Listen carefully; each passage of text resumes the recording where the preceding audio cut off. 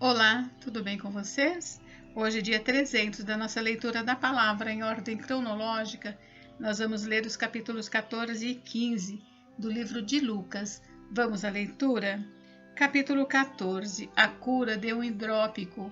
Num sábado, ao entrar Jesus na casa de um dos principais fariseus para tomar uma refeição, eles o estavam observando, e eis que diante dele se achava um homem hidrópico. Então Jesus, dirigindo-se aos intérpretes da lei e aos fariseus, perguntou: é ou não é lícito curar no sábado? Eles, porém, não disseram nada. Então Jesus pegou na mão daquele homem, curou-o e o mandou embora.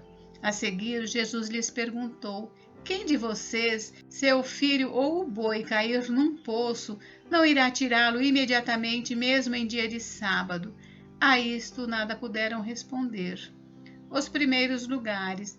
Reparando como os convidados escolhiam os primeiros lugares, Jesus contou-lhes uma parábola. Quando alguém convidá-lo para um casamento, não sente no lugar de honra, pois pode haver um convidado mais importante do que você. Então aquele que convidou os dois dirá a você: dê o lugar a este aqui. Então você irá, envergonhado, ocupar o último lugar. Pelo contrário, quando alguém convidá-lo, vá sentar-se no último lugar, para que quando vier aquele que o convidou, diga a você: amigo, venha sentar-se num lugar melhor, e isso será uma honra para você diante de todos os demais convidados. Porque todo o que se exalta será humilhado, e o que se humilha será exaltado. Depois, Jesus disse ao que o havia convidado: quando você der um jantar ou uma ceia, não convide os seus amigos, nem os seus irmãos, nem os seus parentes, nem os vizinhos ricos, para não acontecer que eles retribuam o convite e você seja recompensado. Pelo contrário, ao dar um banquete, convide os pobres, os aleijados, os coxos e os cegos, e você será bem-aventurado pelo fato de não terem eles com que recompensá-lo. A sua recompensa você receberá na ressurreição dos justos. A parábola da grande ceia. Ao ouvir tais palavras, um dos que estavam à mesa com Jesus lhe disse: bem-aventurado aquele que participar do banquete no reino de Deus. Jesus, porém, respondeu: certo homem deu uma grande ceia e convidou muitos. Enviou os seus servos para avisar aos convidados: venham, porque tudo já está preparado. Mas todos eles, um por um, começaram a apresentar desculpas. O primeiro disse: comprei um campo e preciso ir vê-lo, peço que me desculpe.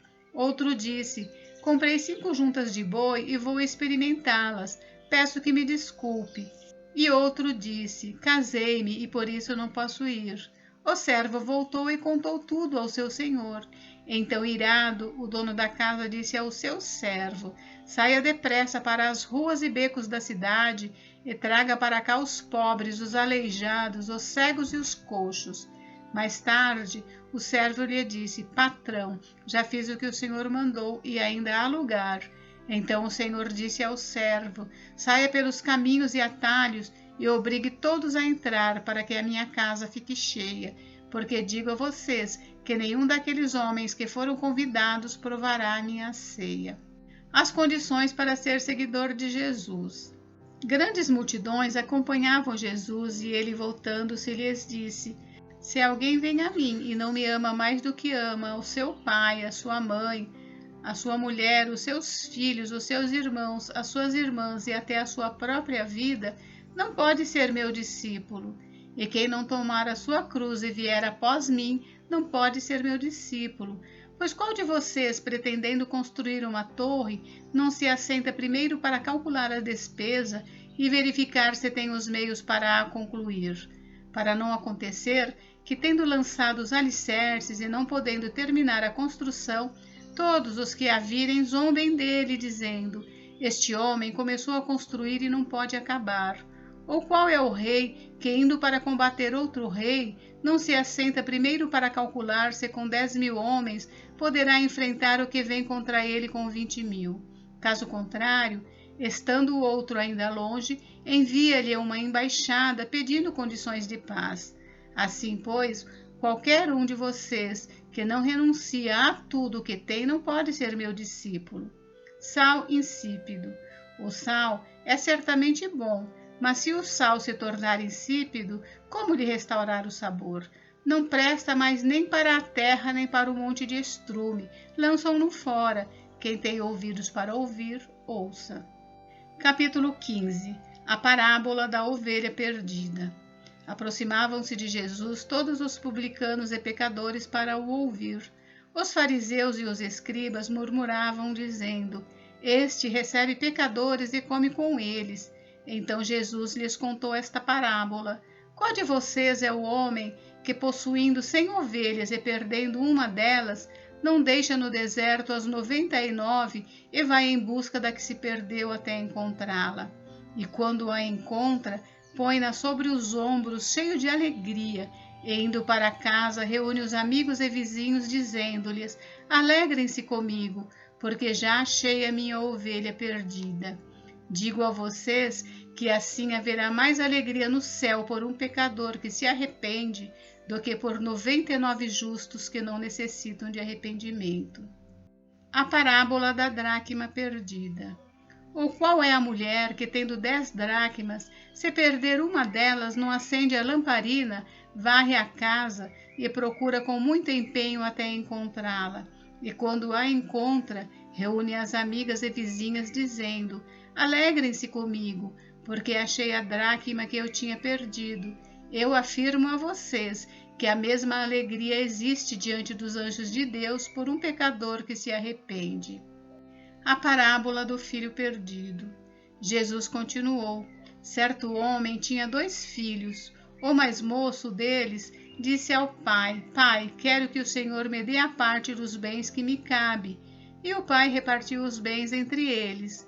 Passados não muitos dias, o filho mais moço, ajuntando tudo o que era seu, partiu para uma terra distante e lá desperdiçou todos os seus bens, vivendo de forma desenfreada. Depois de ter consumido tudo, sobreveio àquele país uma grande fome e ele começou a passar necessidade. Então foi pedir trabalho a um dos cidadãos daquela terra, e este o mandou para os seus campos a fim de cuidar dos porcos. Ali ele desejava alimentar-se das alfarrobas que os porcos comiam, mas ninguém lhe dava nada. Então, caindo em si, disse: Quantos trabalhadores de meu pai têm pão com fartura, e eu aqui morrendo de fome? Vou me arrumar, voltar para o meu pai e lhe dizer: Pai, pequei contra Deus e diante do Senhor. Já não sou digno de ser chamado de seu filho. Trate-me como um dos seus trabalhadores. E arrumando-se, foi para o seu pai. Vinha ele ainda longe, quando seu pai o avistou e, compadecido dele, correndo, o abraçou e beijou. E o filho lhe disse: Pai, pequei contra Deus e diante do Senhor. Já não sou digno de ser chamado de seu filho.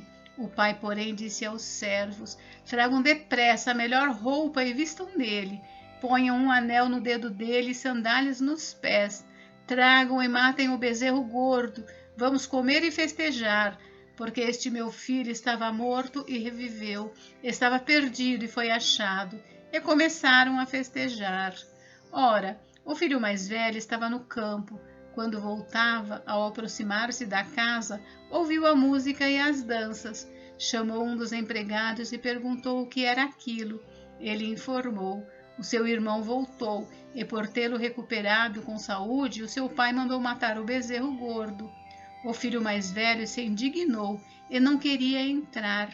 Saindo, porém, o pai procurava convencê-lo a entrar. Mas ele respondeu ao seu pai: Faz tantos anos que sirvo o Senhor e nunca transgredi um mandamento seu. Mas o Senhor nunca me deu um cabrito sequer para fazer uma festa com os meus amigos. Mas quando veio esse seu filho, que sumiu com os bens do Senhor, gastando tudo com prostitutas, o Senhor mandou matar o bezerro gordo para ele. Então o pai respondeu: Meu filho, você está sempre comigo, tudo que eu tenho é seu. Mas era preciso festejar e alegrar-se, porque este seu irmão estava morto e reviveu, estava perdido e foi achado. Gente, encerramos por hoje, mas amanhã tem mais. Fiquem com Deus, Deus abençoe vocês, até amanhã.